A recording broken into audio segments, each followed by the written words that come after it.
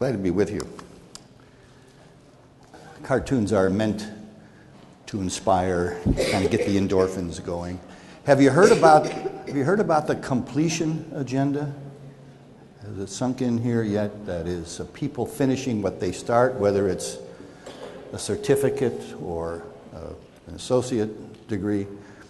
I don't think any of us would prefer to have our own offspring quit. None of us wants them to grow up to be a career lab rat. There's so much pressure on us today to do whatever we can to help students finish what they start. And that's very important. I mean, we get it from the Fed, we get it from state legislators, we get it from local folks, we get it from parents, students themselves.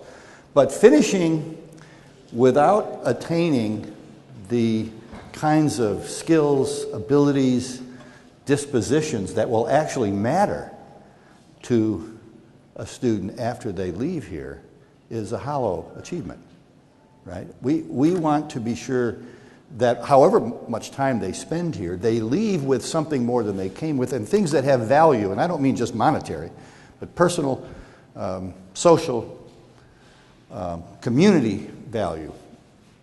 So wherever we come from, whatever our role here is, I think we all want the same thing, right? We want to be sure that the people with whom we come into contact, our students, do in fact make the use of the resources that we have to benefit to a maximum degree.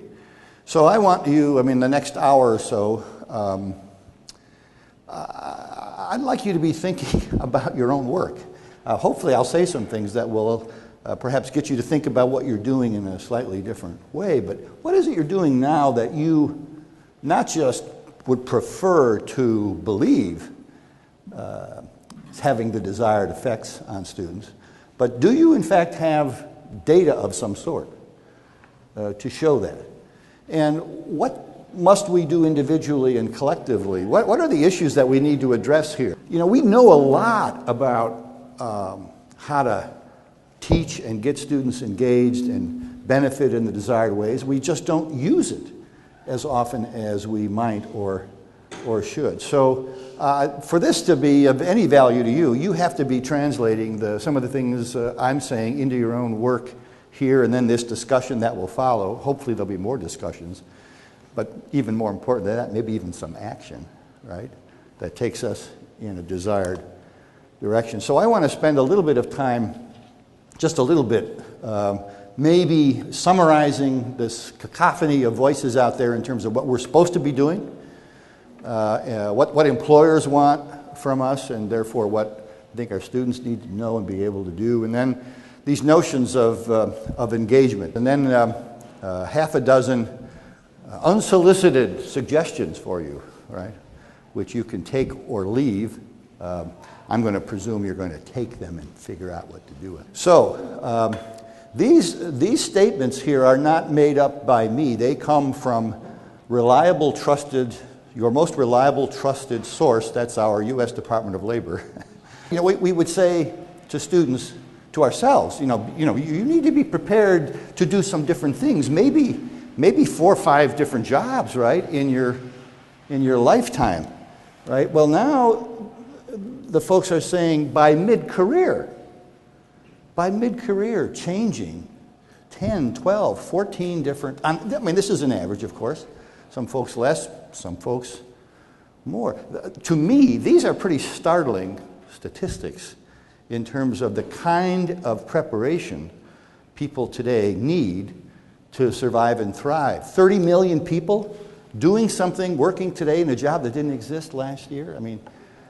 That's not the world my father grew up in, and it's not even the world that I grew up in. As we say, the world, employers, policymakers, we're all expecting more. There's some debate, right? If you read the same stuff I read about, there's some people who say, look, far too many people going on to post-secondary education. And of course, we're in an economic kind of time warp now because it's tough to find, good jobs and so forth. So we'll rebound out of that. So this argument, too many people going on, is to me kind of crazy because the world is so much more complicated today. We need people who can think through challenging situations, be prepared to do that. So most employers are kind of like department chairs. They want more of everything, you know. Who's the academic dean here? And every time a department chair comes in, you know, it's always about getting more. I suppose this has been true of every, decade, because the demands of the workplace and the world are more complicated. So, you know, 9 out of 10 employers are saying, I need people who can do more, take on more responsibilities, right? They're going to have to figure out how to do this, working with other people, right? Everything is 9 out of 10 from all kind of sectors of the economy doing more.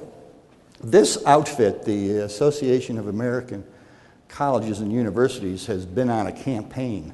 Their argument is that no matter what level of educational attainment, people need certain kinds, a certain set, if you will, of what they're calling essential learning outcomes, whether this is an associate degree, a baccalaureate, and beyond.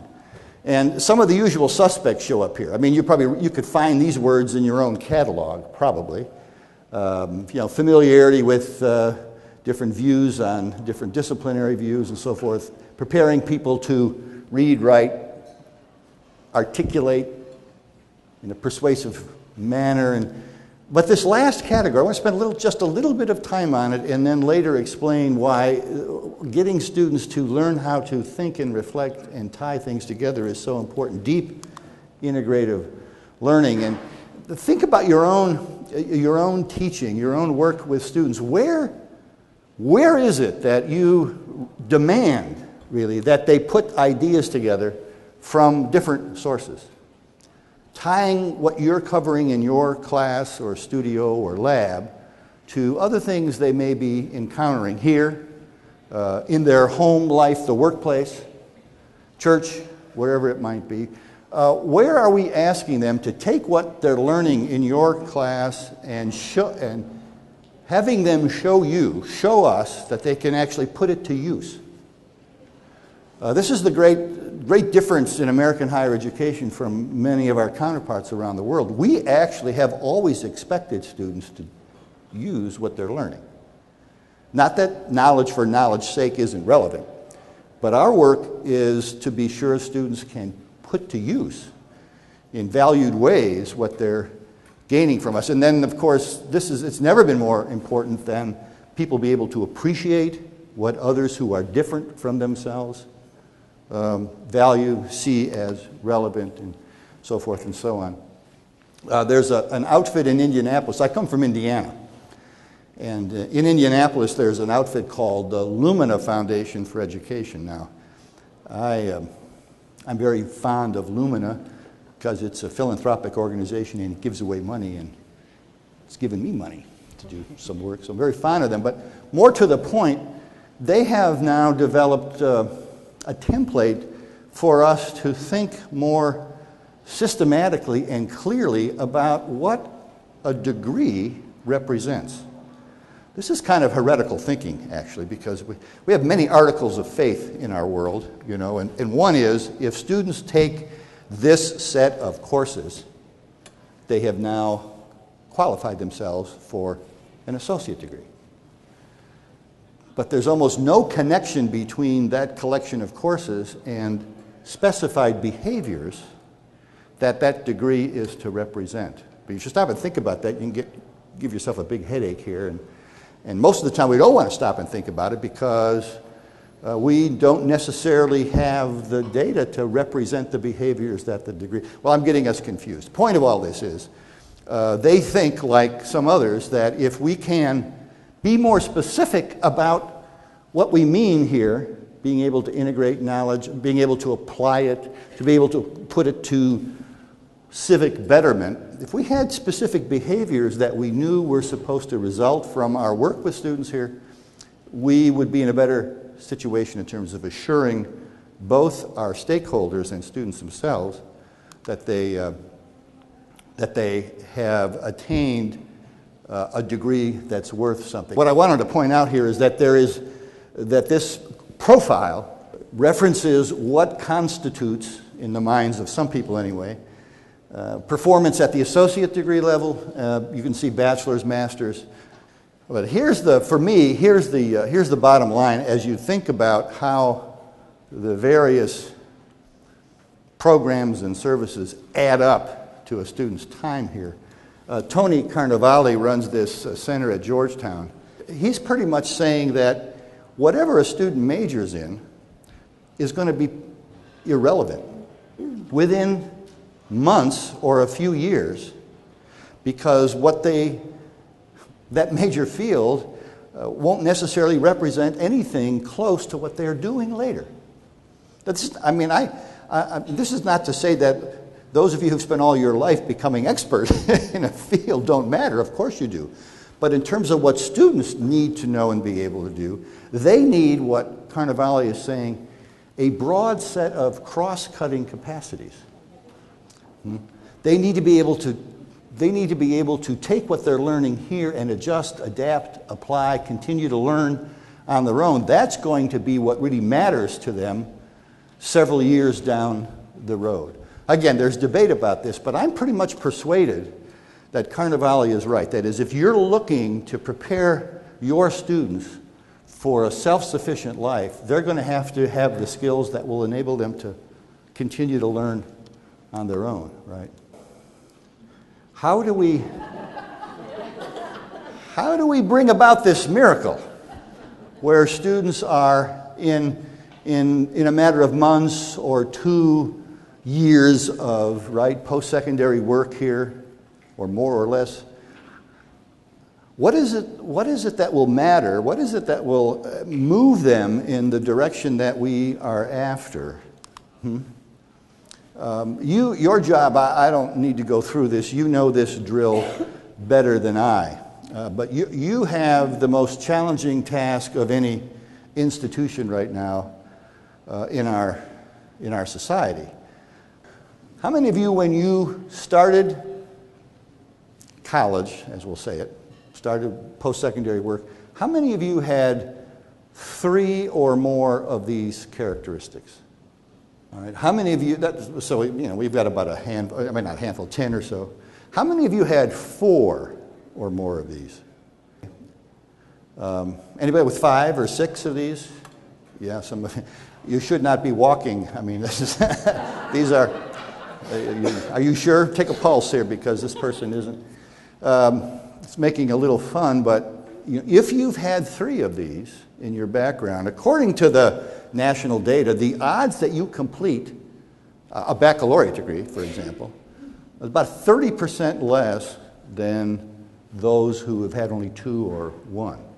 And every time you add one of these, you add another dimension of load on the prospect that a student's going to finish. So we can't do much about this. We need to recognize it. We can't do much about, of course, changing who comes to us.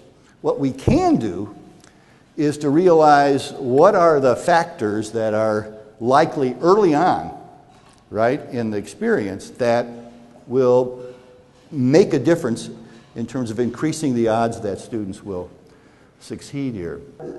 I think what they have for us are some practical implications, like this first one is a little soft social science term, goal realization.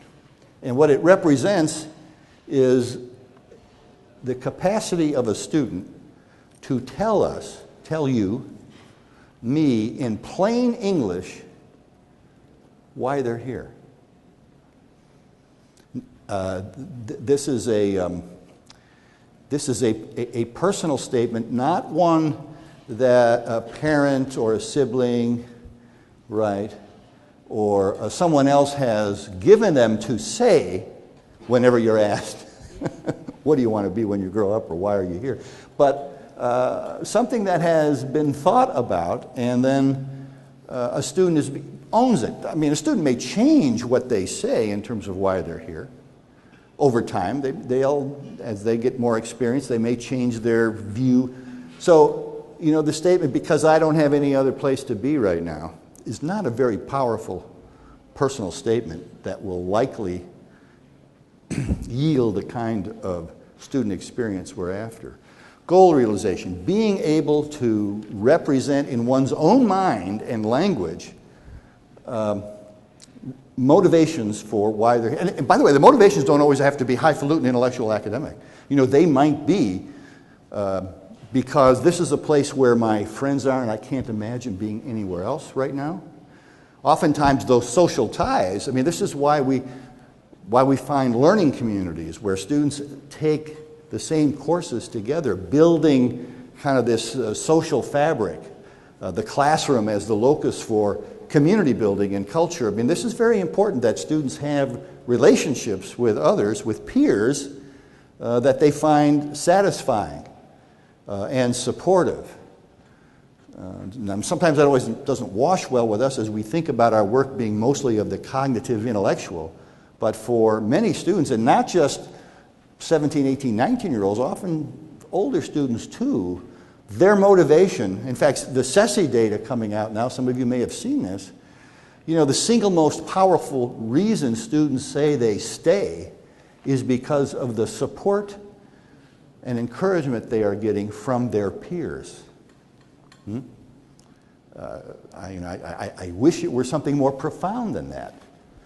Of course, other things matter too, but you know, if you take that at face value and you say, look, what we want here is to build a place where people are not just taking care of one another. There's a lot of challenge going on here, but support as well. And that kind of flows into this second piece. You know, this is a place where I'm comfortable. I see other people here like me, so forth and so on. This is a huge challenge for us. Something called academic trajectory. If a student doesn't complete 18 hours, this is a pretty high bar. A student doesn't complete 18 hours of credit in the first academic year, they also are about a third less likely to finish what they start. So we have a challenge with part-time students. That end goal, I'm talking now about someone seeking an associate degree, for example.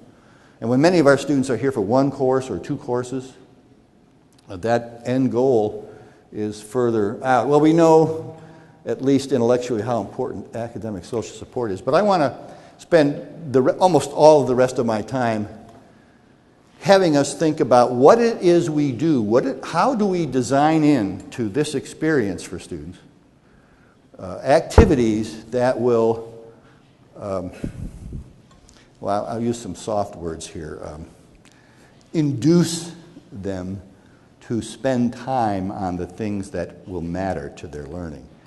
We know, again, from all this great research that's gone on the last 67 years, that and one of the few unequivocal conclusions we can draw, we can't draw very many about human behavior, that is, if we can get students to spend time on the things that the research shows matters. We're calling it student engagement these days. 40 years ago we were calling it time on task, but we've gotten much more sophisticated over the years.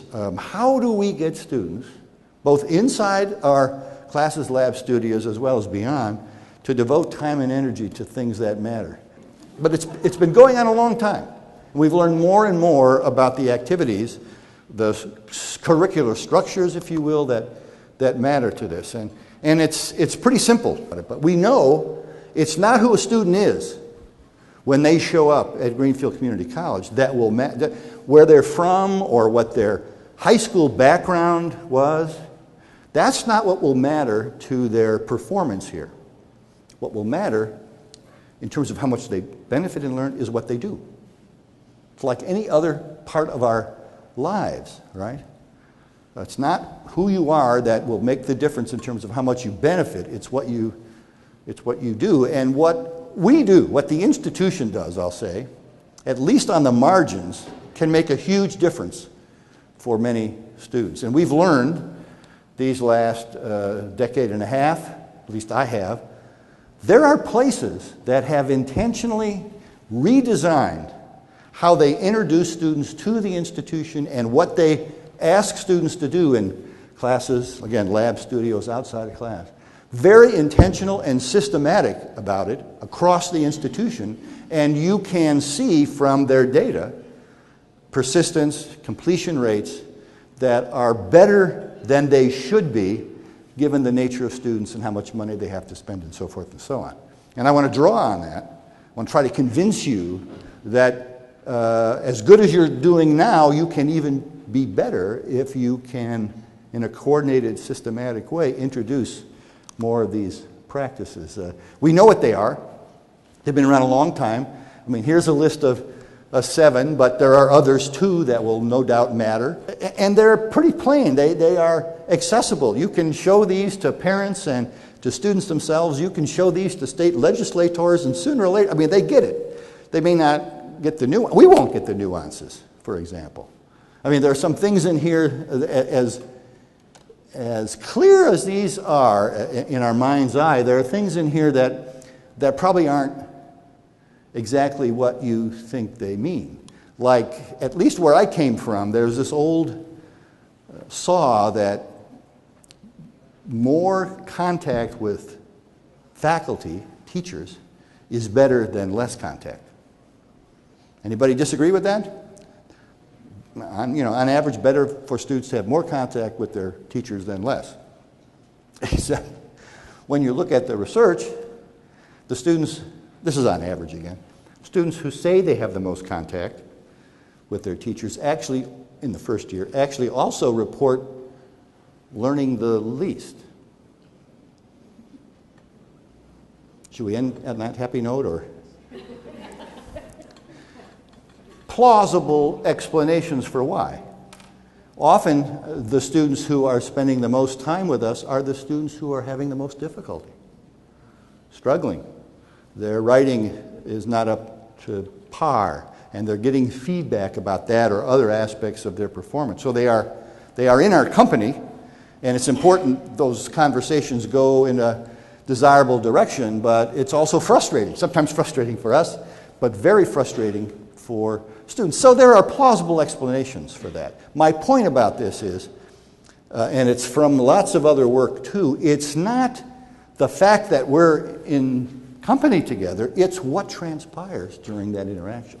It's the substance of the interaction that really matters to a student's performance, not the fact that we're hanging around together. And there's nothing wrong with that, but that's not where the bump comes from, right? I mean, probably the most powerful tool we have in our tool basket is also the one that takes the most time. Giving students feedback about the nature and quality of their performance, right? None of us gets better without it. None of us gets better if we don't if people don't push us to a higher level of performance. Same is true of our students. Sometimes we often underestimate what students can do. And of course, helping students learn how to function effectively with their peers, and I don't mean just how to play nice. I mean, this is what employers say they really value in the workplace, right? They look for it. We don't give a degree in it, right? We don't give a degree in collaboration, but it's an essential ability and skill. So these are some of the things that CESI is providing you information about, how often your students are doing the kinds of practices that will lead typically to the outcomes we're after. And so, I don't know how many of you have seen the data. You have data telling you how often, how much time your students spend studying, how many papers they write, how often they talk with their teachers, with you about substantive matters and so on. How they feel about Greenfield, meaning whether they think this is a place that supports their academic and social needs. You get this global picture, but the more important data are when you disaggregate, and you might find that certain groups of students have a different view of their time here and the nature of their experience. And that might often give us some idea of how to target our resources. And all this gets churned up, and you get reports and so forth and so on, and I'm not going to spend time on this. I'll illustrate some of this a little bit later with some other data. You can get a glimpse of what the Greenfield experience is. And of course, there isn't a single one, right? There are multiple experiences here, and maybe every student has their own individual experience for sure. So it doesn't tell you, these tools don't tell you everything you need to know, but they are surely can be powerful, not just conversation starters, but you can also, over time, see empirically whether what you're doing is having the desired effect over years of time, right?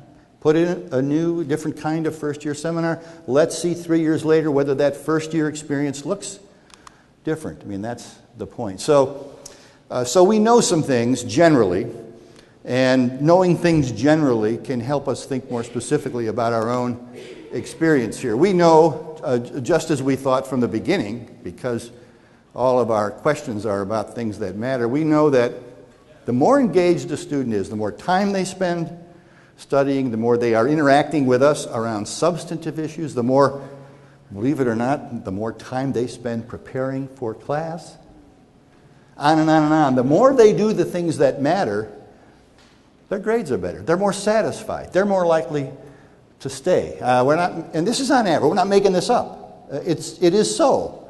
And it's a general kind of statement that you can make about this place and many other, almost every other place. But then, like the rest of our lives, it gets more complicated.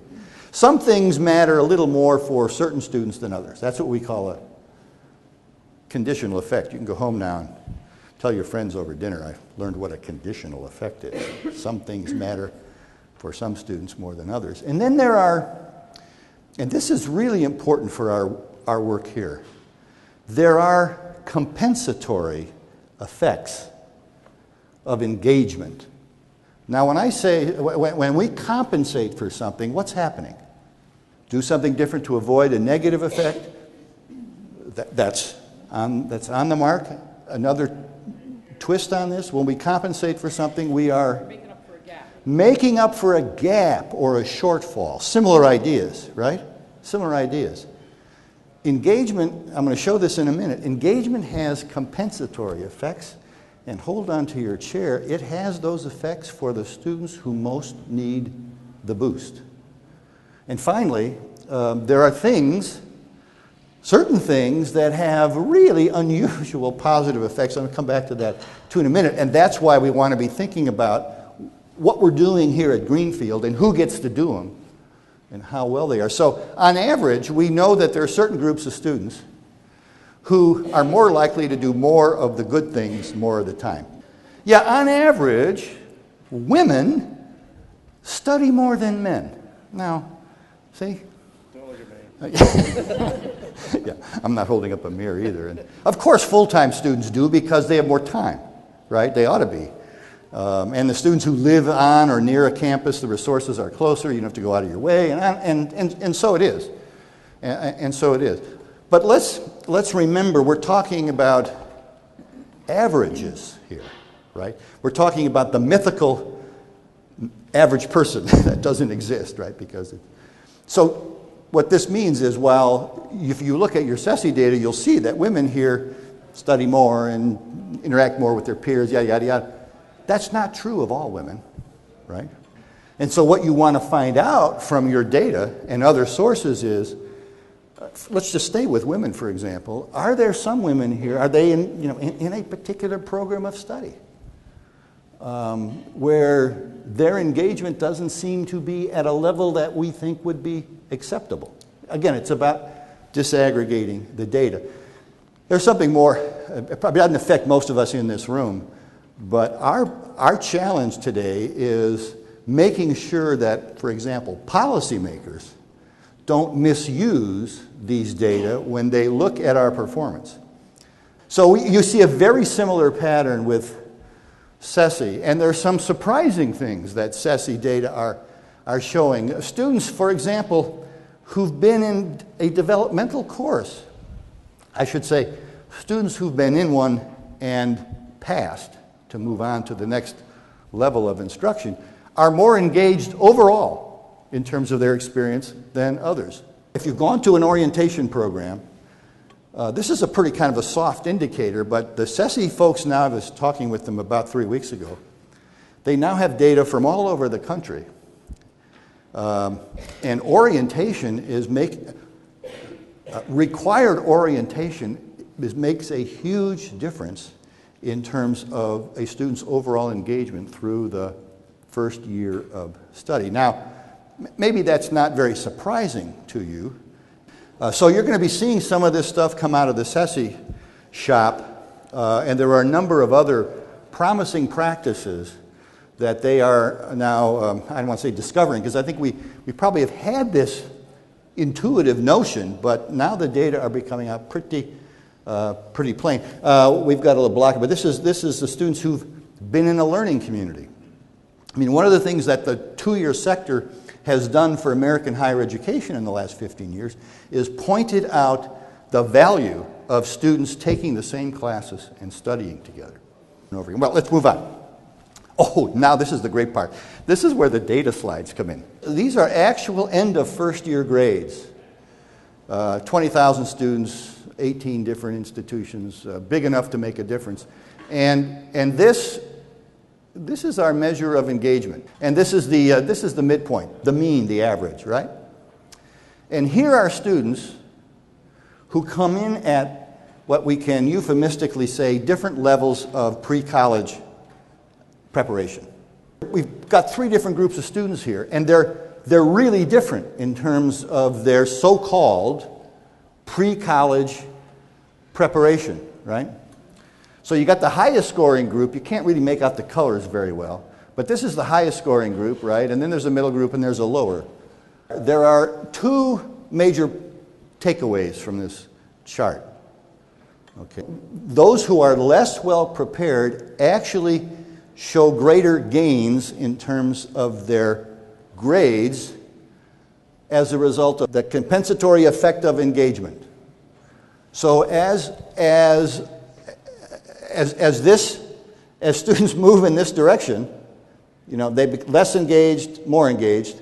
This group, the green line, has the sharpest slope. The lowest scoring group actually ends up looking like, almost at the end with more engagement, their grades are almost as good as a group of students who start with a much stronger level of, if you believe what ACT and SAT tells you. So are you with me? The other takeaway is that everybody benefits from engagement. Duh. You know, because all the lines are going in a slight upward direction. Let me see if I can't get you with another one. So compensatory effect. We have the students who most need the bump, and they get a little more of it through what we call these engagement practices. Now, I wasn't surprised by that finding. This finding surprised me. This surprised me that Hispanic students, who in this data set were in the numerical minority, truth be told, we had two Hispanic serving institutions in the set of institutions, but even when we removed them from the analysis, we got the same effect. Hispanic students overtaking the majority white student on average as they became more engaged. The compensatory effect of finding ways to get students to spend more time, quality time, on activities that matter. Are you following me with this one? This was a surprise, as was one more chart, as was this. This is a different representation. This is the odds that a student is going to come back to Greenfield for a second year. I mean, these are not Greenfield data, but the odds that a student who starts at a college is going to return for a second year. And this too was a surprise, that African American students who, again, in this analysis were in the numerical minority, you know, you can call them minority students, whatever you might, that they were more likely to return than the average white student. So this is a group that is spending very little time preparing for class, along with these other behaviors we're measuring, compared to a group that is spending more time. But it's not just, I'm going to be clear about this, preparing for class matters, but it's not just preparing for class.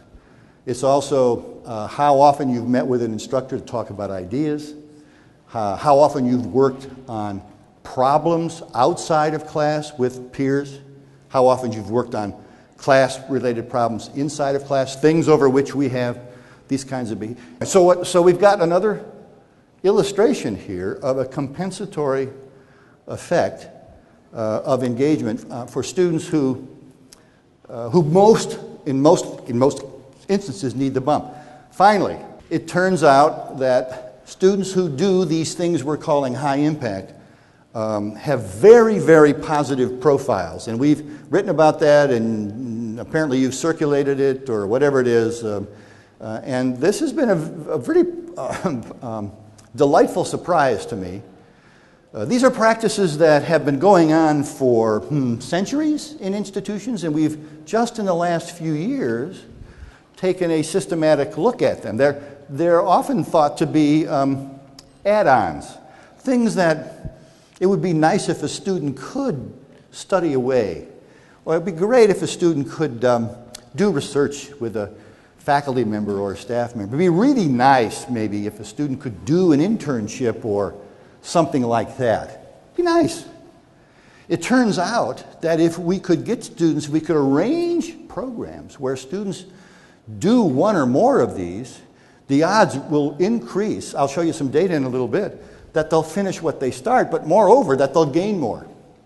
And I want to explain a little bit about why that is. So here's a set of them. Just take a look at that list and then ask yourself whether these things are available at Greenfield. I bet all of these things are available here in some form.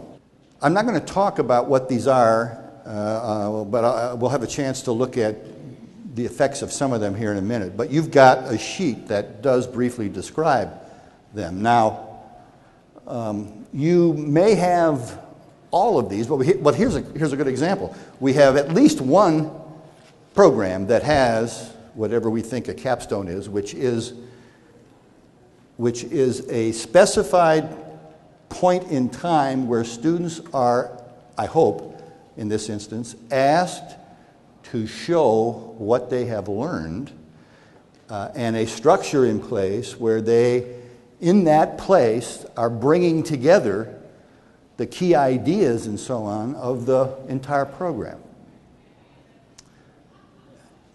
It's a demonstration of attainment. A place where we are asking students to now show us what you've done. I haven't heard anyone, this is not a challenge to you, I haven't heard anyone come up with a persuasive argument as to why that's a bad thing, when in fact it is exactly what the world is expecting of them. I've had a chance to sit with employers at from different kinds of places, and today they are saying, we don't look at transcripts anymore. Transcripts are irrelevant to us. What we want to know is, can the student do what we need to have done here? And the way we find that out is not by looking at the courses they've taken. We ask them what they have learned and how what they've learned can be applied or understood in the context in which we want them to work. I'm belaboring the capstone. It's not the only place where students become more aware of what they can now do, but it is a place that we can ask them to get practice at that. I mentioned very quickly deep integrative learning, the ability to reflect and put together ideas, to analyze an idea, to as I say, synthesize and organize, to apply. Here we are. I mean, this is what the employer is asking. You know, just give me an example of how you can now use what you've learned. Well, we've turned this into a scale. Service learning. Do you have service learning courses here? Yes. The answer is yes. So service learning, when a student has one service learning course, they are much more likely to say, I have been involved in these deep learning kinds of experiences, synthesizing, putting ideas together, applying what I'm learning in class, and so forth and so on. That's what this column represents. So everything on this chart is statistically significant, but the pluses represent something far more important to us, and to our real work with students. These pluses are something we call in my business an effect size, which is the magnitude of the statistically significant difference. And when you almost never see 3 pluses, this is like a standard deviation of difference on average between students who've been in a service learning course and students who didn't get one. Students who were in a learning community, you know, these block scheduled taking the same 2 or 3 courses, and students who didn't have that experience, and up and down this line here. There is something going on in these kinds of experiences that are far more powerful in terms of what students put in and get out of them. Students in a learning community, this is on average, report spending 20% more time in a given week preparing for class.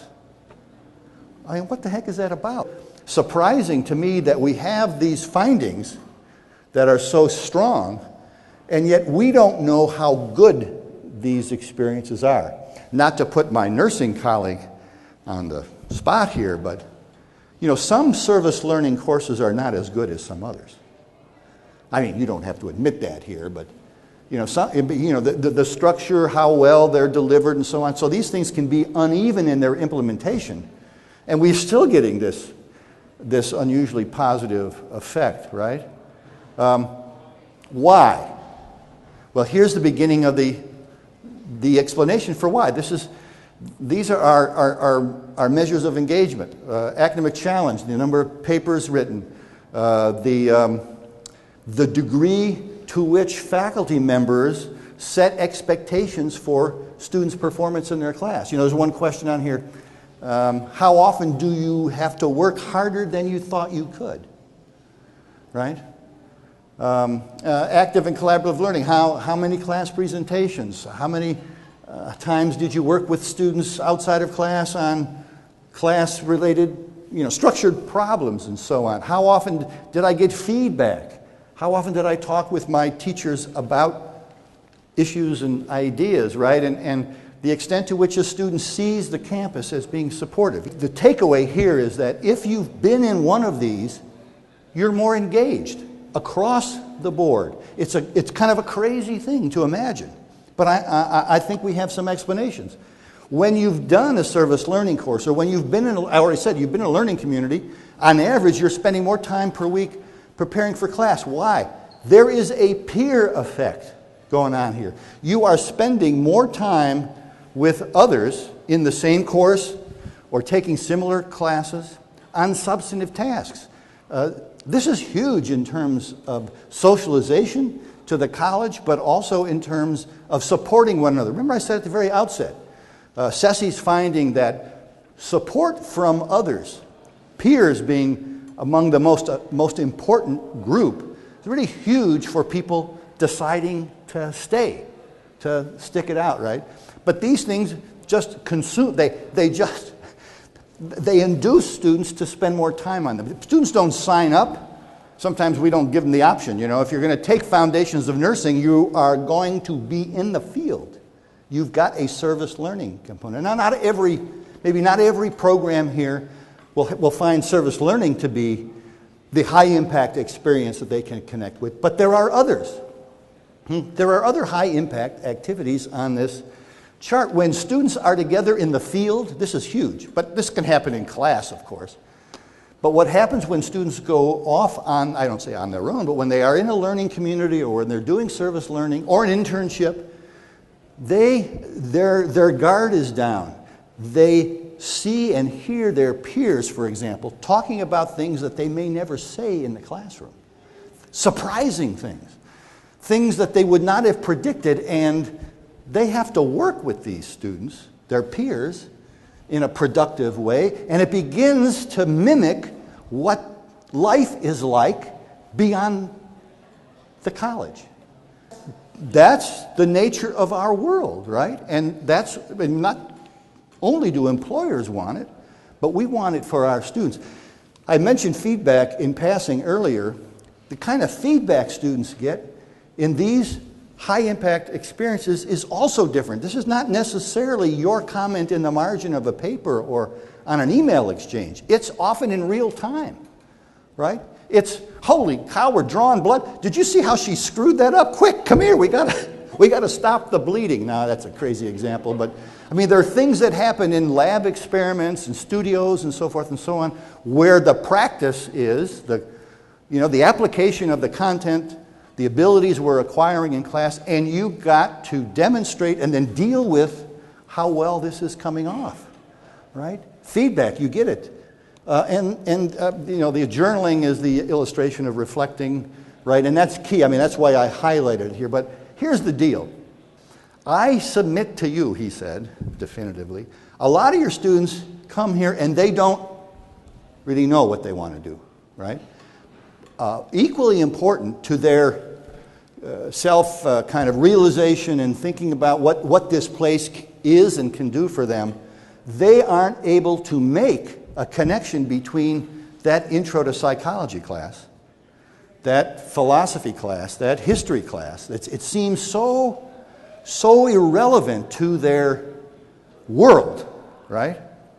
I'm not saying it's unimportant. I'm saying, what is the concrete connection between their coming to know who they are and what they want to do? These high-impact practices give them concrete experience, and they begin to see how some things that they're studying actually have application in their life, right? There's the connection of the abstract often, which shows up in many of our courses, and concrete, practical experience.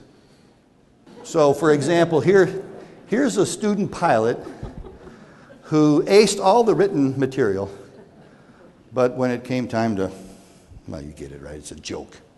All right. Showing not just others, but showing myself that what I am studying here has value beyond the abstract. I mean, we want people to develop sooner or later an appreciation for the world of ideas and give them the tools so that they can begin to distill, abstract meanings and put them into action on their own. But for many of our students, they need quicker, concrete experiences to show what they're learning here has value. So there are other things that we know that can really make a difference. It turns out that when we use the first few minutes of every contact hour, class, lab, studio, cueing students as to where we have been and what we intend to do today and how it fits what we've decided we're going to try to accomplish together this term. But the data show that when instructors spend just a few minutes at the outset of class bringing people back into where we have been and where we're going and what we intend to accomplish today, students are much more likely to pay attention and retain more from that class hour. And of course, expectations are huge, and we've already talked about showing. There has to be a place, hopefully multiple places, where students publicly show I can do what this program, what this course is expecting me to do, right? So my point earlier, how do places get better at this? It's much about intentionality and figuring out how to do more of what works, right? What works. So here's a list of things that we know when, please understand, I'm not saying that every faculty person has to do every one of these in every class, all right? Some of these things are better fits with certain subjects at certain times in the program and so forth. I talked about classroom organization. Well, there's other stuff that goes into that. It's a summing up period at the end of a class, right? We can't assume that students got all of the pearls.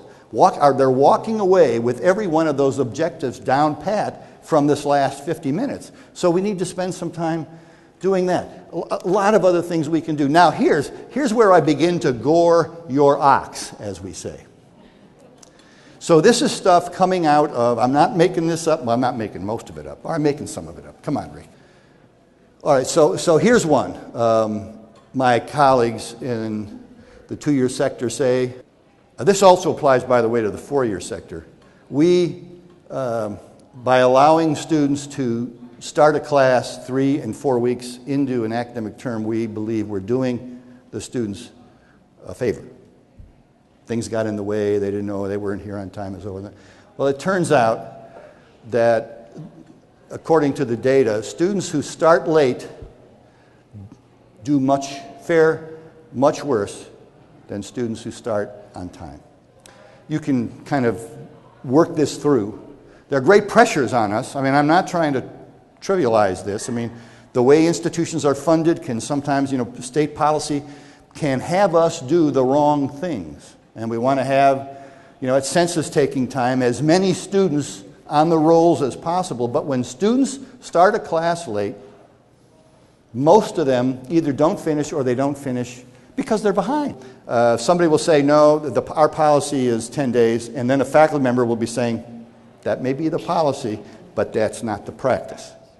So I don't know what your situation is here.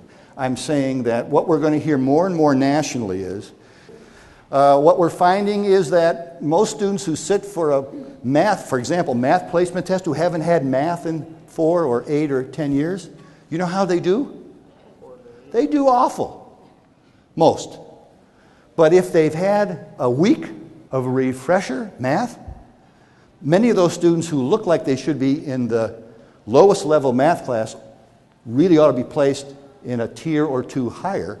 And one of the issues we have with developmental math is people get in there and they say, I'm wasting my time and my money. So math refreshers are now catching up. Well,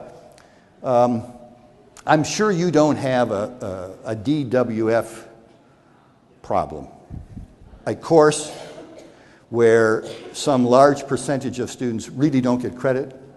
They get a D grade or an F grade, or they leave the class without any grade. I shouldn't be talking. Withdrawal partway through the semester? Yeah. We do have that system. No, I know you have the system. What I'm going to get myself in trouble here is talking about the courses where, and maybe you don't have any. You'll be the first place that I've ever been, but where 30 to 40% of students in a given class don't get a grade. I mean, the classic example is math, but there are other, and I'm not talking about Greenfield, but there are places, I'll just give one example.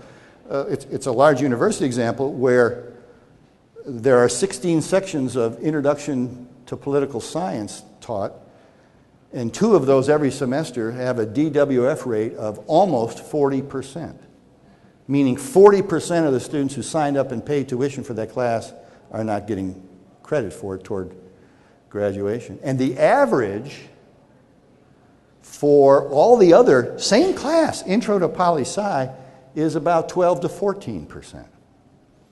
And on inspection, it turns out that one class with the high DW taught by the same instructor.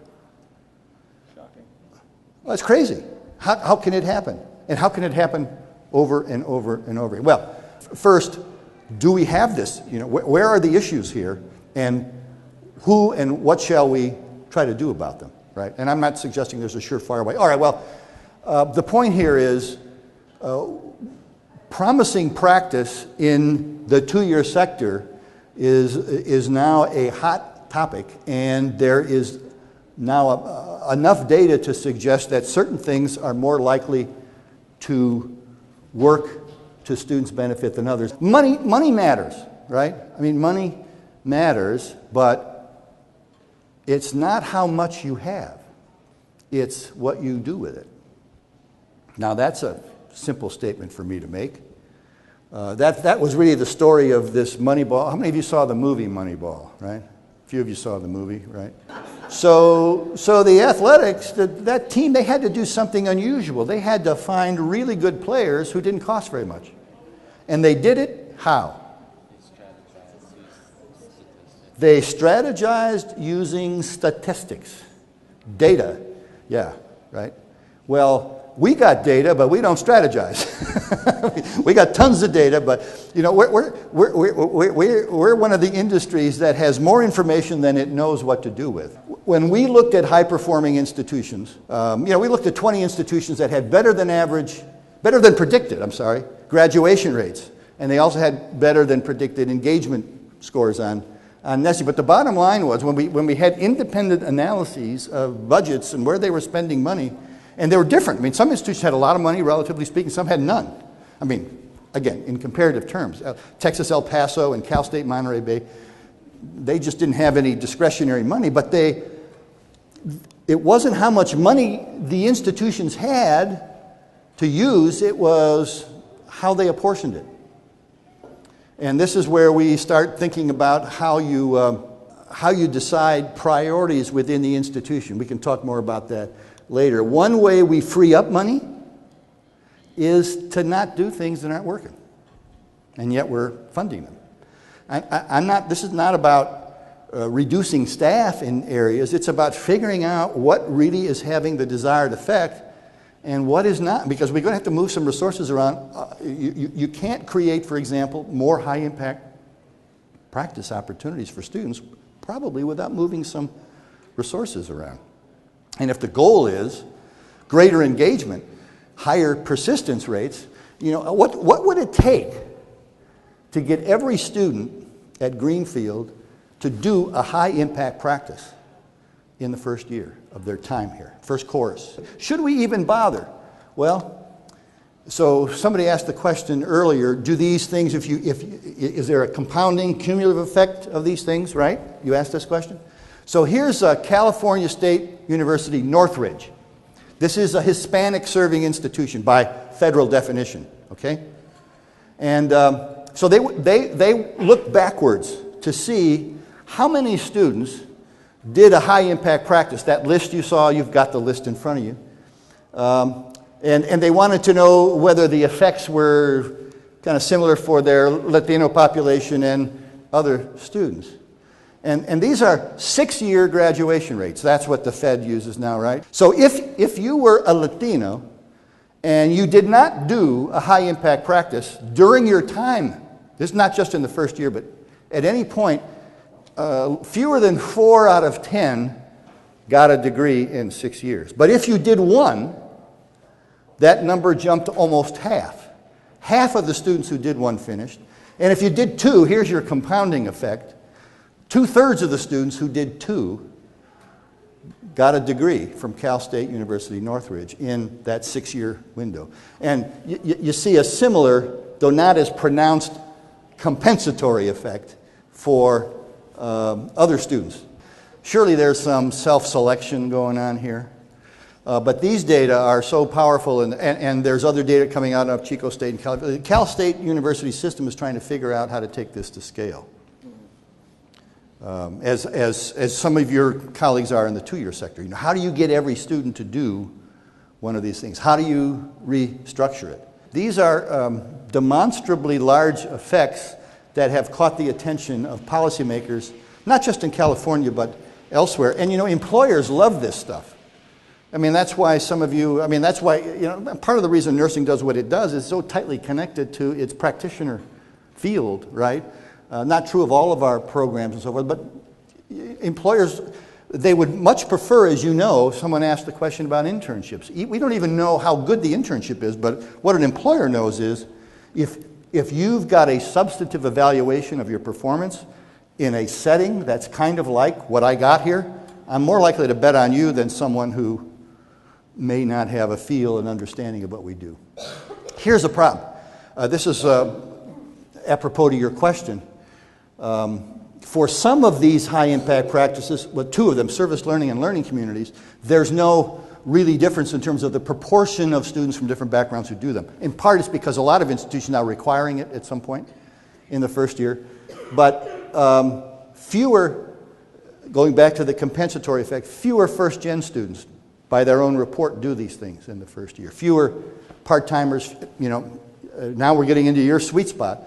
How do we, well, first of all, we got to be sure there are ample opportunities. It's academic advising, it seems to me, that is the major factor here in getting students to do these kinds of practices. If they don't, I mean, we can go into a long tirade here. If they don't know about them, they're not likely to look for them. And I'm a first-gen kid. My father drove a truck. It never occurred to me to do research with a faculty member or study abroad.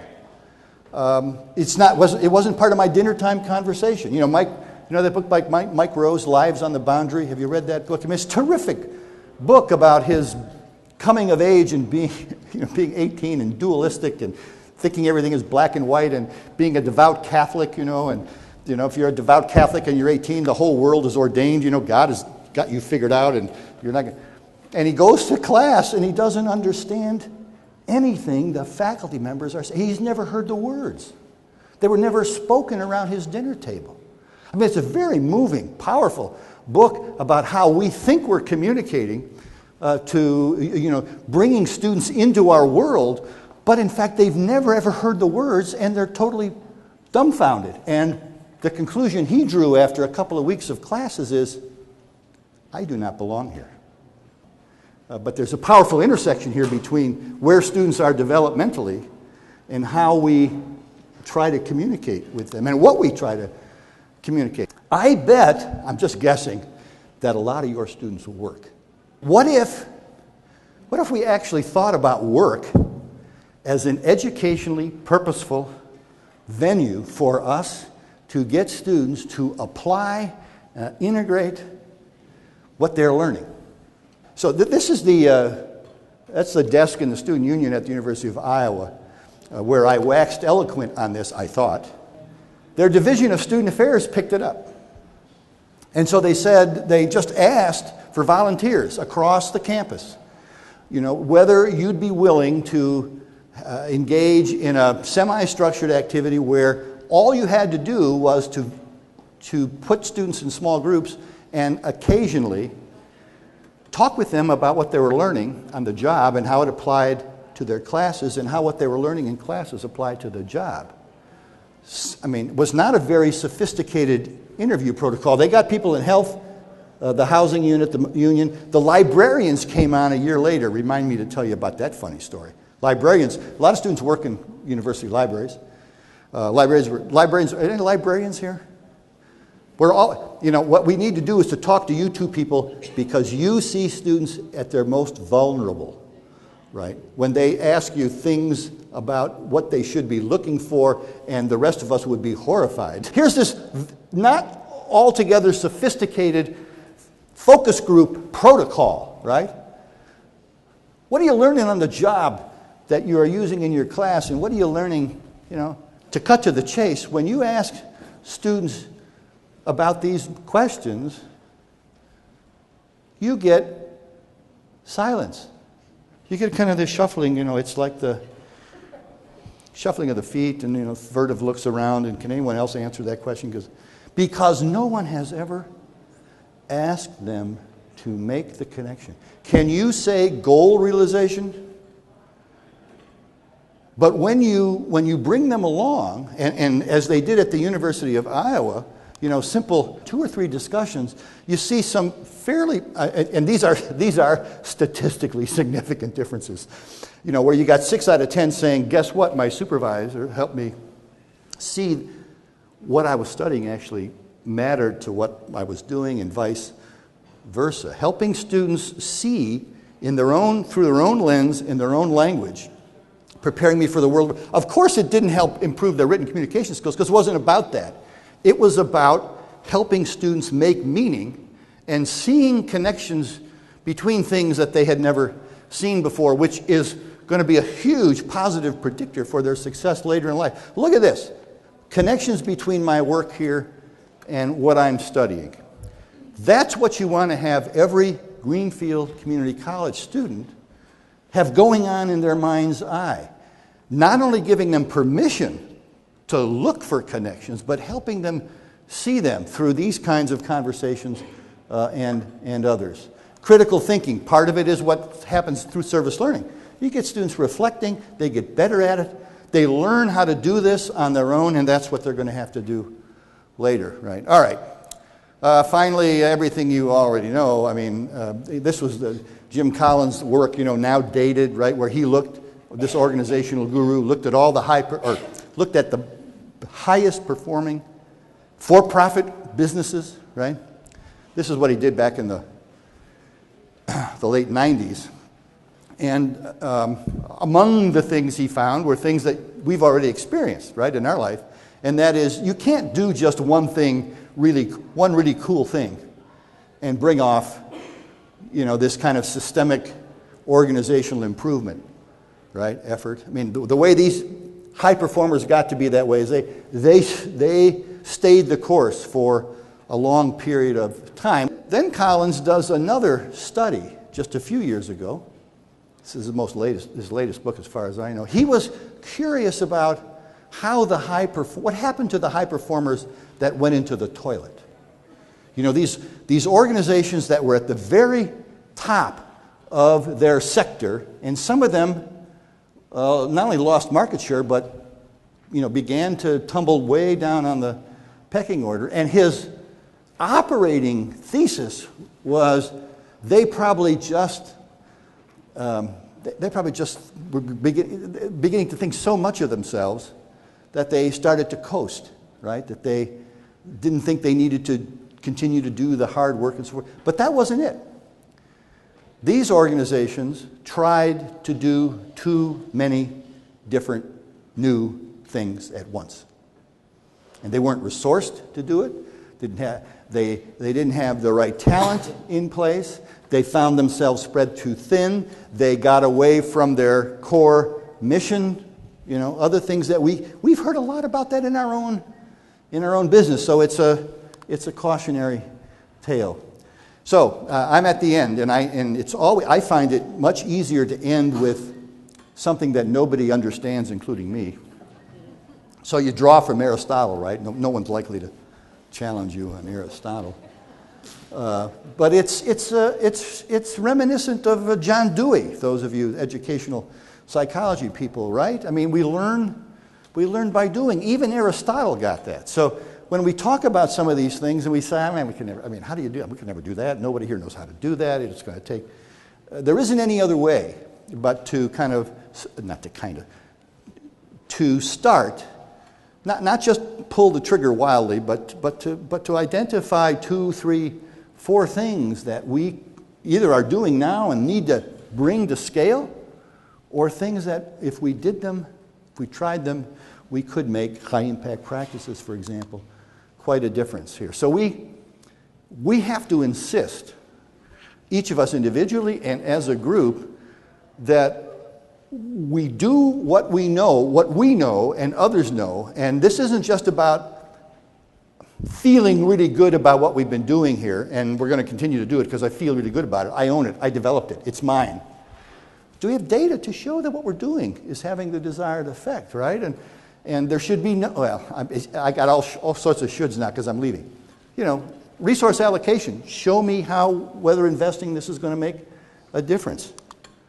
So you aren't going to, there are very few places that can buy their way change the nature of who comes, right? And that's not our mission anyway. Right? You've got one of the grandest missions in all of American higher education. So we're going to deal with who comes through the front door.